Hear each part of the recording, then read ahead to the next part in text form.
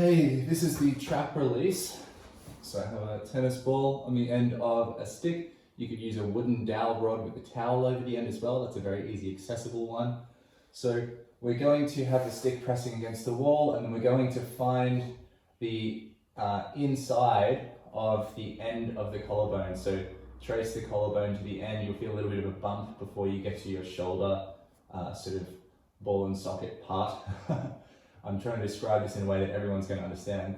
So come in from that bump to the soft trap and then slightly back, and you'll find usually there's some gristly tissues. So we're going to dig into that.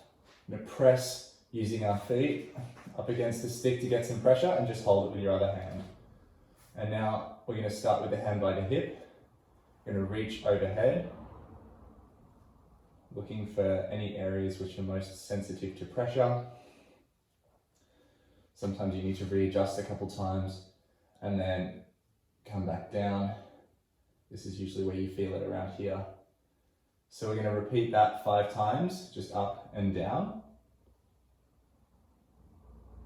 And then we're also going to do 5 across the body, where we reach up and then we reach across towards the opposite hip.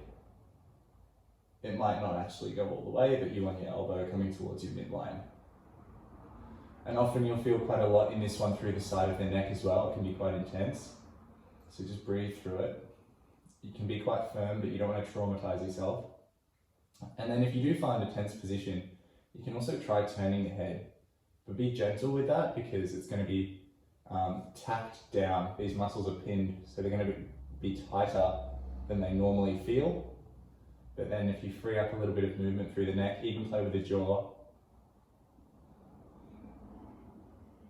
bring back the hand movement, then you have different ways to kind of floss and rub those tissues together to break through adhesions. So that's the trap release.